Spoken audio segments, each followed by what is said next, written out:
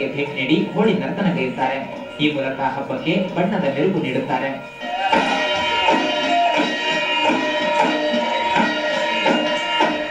ಕುಲದೇವತೆ ತುಳುಜಾ ಭವಾನಿ ಗದ್ದಿಗೆಯಲ್ಲಿ ಪೂಜೆ ಸಲ್ಲಿಸುತ್ತಾರೆ. ಗುಂಟೆ, ಜಾಗಟೆ, ತಾಳ, ಕೋಲು ಬಾರಿಸಿಕೊಂಡು ದೇವರನ್ನು ಸ್ತುತಿಸಿ ಕುಣಿದು ಸಂಭ್ರಮಿಸುತ್ತಾರೆ. ಹೋಳಿ ಹಬ್ಬ ನಿನ್ನೆ ತೆಂಗಿನಕಾಯಿ ಇಟ್ಟು ಇವತ್ತು ಕುಣಿಲಿಕ್ಕೆ ಊರು ಹೊರಟಿದ್ದೇವೆ.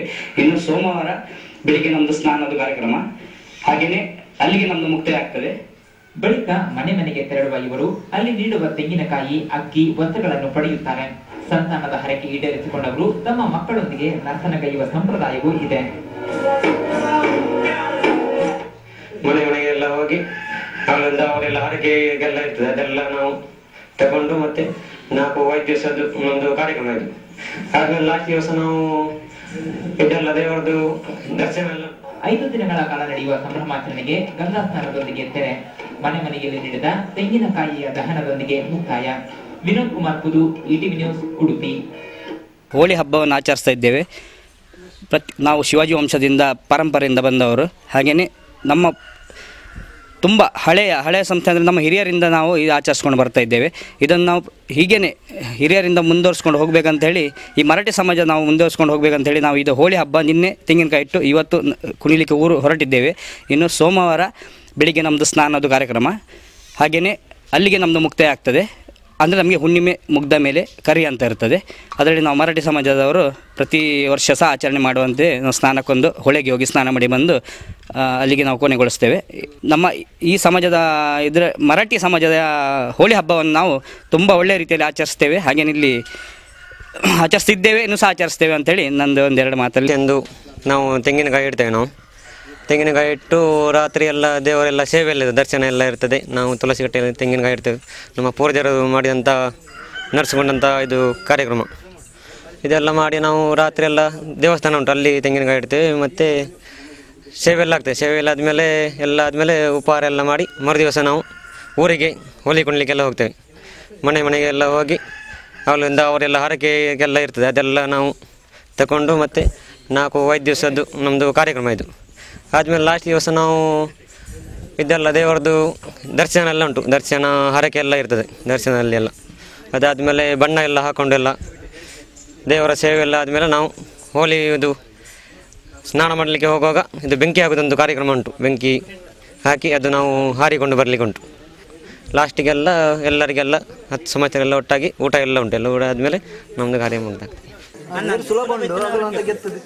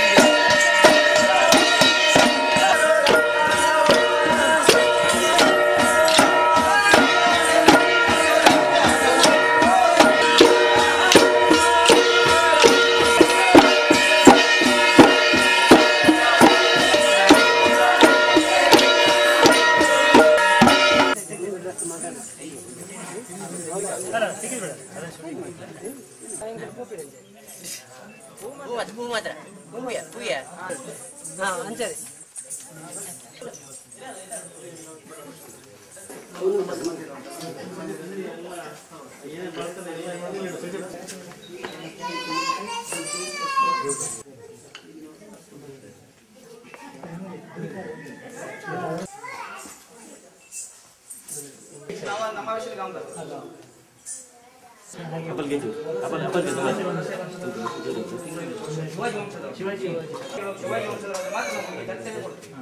ಬೇರೆ ಆದ್ರೆ ಬಣ್ಣ ಹಾಕ್ತೇವೆ ನಾವು. ಅದಂದ್ರೆ ಈಗ ನೋಡಿ ಈಗ ಹೋಳಿ ಆಡ್ತೇವೆ. ಅದ್ರ ನಂತರ ನಾವು ಹೋಳಿ ಆಡಿ ಮನಸ್ಸನ್ನ ಹಾಕಿ ದೇವರ ಪ್ರಾರ್ಥನೆ ಮಾಡಿ ಇನ್ನು ಸಿಗೋ ಹೊಳೆಗೆ ಸ್ನಾನಕ್ಕೆ ಹೋಗುದು ಲೈನ್ ಆಗಿ ದರ್ಶನ ಅದು ಯಾರು ದರ್ಶನ ನಮ್ಮದೇ ಸಂಘ ನಿಗಮದ ಮಾಡ್ತಿದ್ದೇವೆ.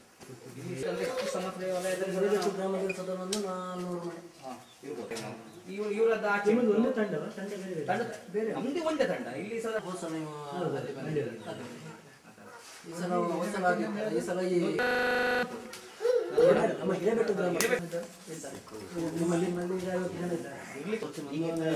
ಈಗ ಇದರಲ್ಲಿ ಸಾಧಾರಣ 50 ಜನ 3 ಟೀಮ್ ಇದೆ.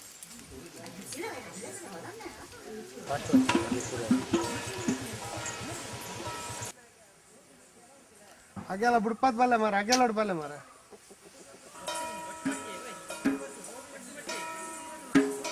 ಮೊತ್ತ ಬಿಡ್ಚಾರ ಕ್ರಮ ಉಂಟು.